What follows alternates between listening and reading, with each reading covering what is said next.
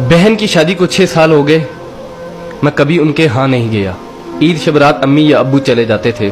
एक दिन मेरी बीवी मुझसे कहने लगी कि आपकी बहन जब भी घर आती है उसके बच्चे घर का हशर नशर कर देते हैं, और आपकी माँ जो हमसे चुप चुपा कर कपड़े, साबुन और कभी कभी को चावल के थैले भी भर के दे देती है।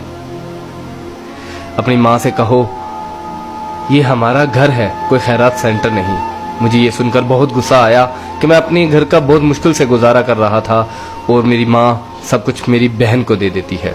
बहन एक दिन घर आई हुई थी तो उसके बेटे ने टीवी का रिमोट तोड़ दिया। मैंने माँ से गुस्से से कहा कि माँ, बहन को कहा करो ईद के दिन आया करे, और ये जो आप साबुन, चावल और ये जो चीजें देती हो इनको बंद करें। माँ चुप रही, लेकिन बहन ने ये सारी बातें सुन ली। 4 बज रहे थे, बच्चों को तैयार किया तो बहन ने कहा कि भाई मुझे बस स्टॉप तक छोड़ आओ। मैंने झूठे मुंह कहा बहन रुक जाती कुछ दिन। बहन मुस्कुराई और बोली नहीं भाई, बच्चों की छुट्टियां खत्म हो रही हैं, मुझे जाना है। फिर जब हम दोनों भाइयों में जमीन का बंटवारा हो रहा था तो मैंने साफ इनकार कर दिया कि मैं अपनी जमीन से बहन को हिस्सा नहीं दूंगा। तो माँ ने कहा कि बेटी का भी तो हक बनता है। मैंने गाली देते हुए कहा जो कुछ भी हो जाए मैं बहन को हिस्सा नहीं दूंगा। मेरी बीवी ने भी बहन को बुरा भला कहा, वो बेचारी खामोश थी।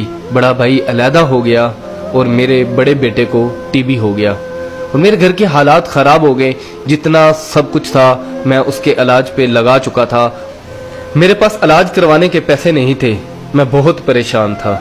लाखों रुपए लगा चुका था और भूख सर पे थी। परेशानी की हालत में कमरे में बैठा शायद अपने हालात पे रो रहा था। उसी वक्त मेरे घर में वही बहन आई। मैंने गुस्से से बोला ये आगी मनहूस। मैंने बीवी को कहा कुछ तैयार करो बहन के लिए। बीवी मेरे पास आई और कहा कोई जरूरत नहीं गोश्त और बिरयानी बनाने की। फिर 1 घंटे बाद वो मेरे पास आई।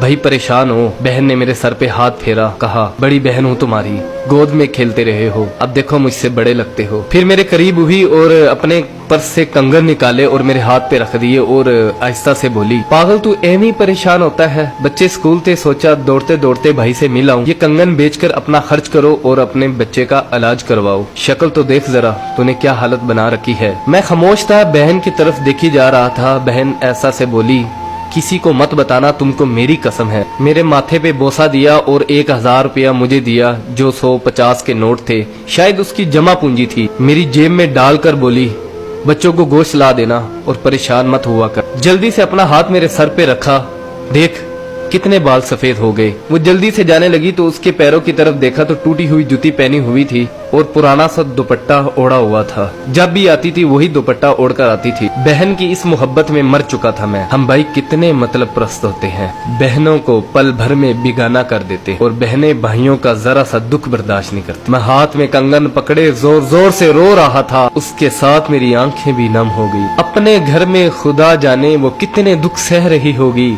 कुछ लम्हे के लिए अपनी बहनों के पास बैठकर हालचाल पूछ लिया करो, शायद उनके चेहरों पे कुछ लम्हों के लिए एक सुकून सा आ जाए। बहनें माँ का रूप होती हैं और भाई बाप का रूप होते हैं।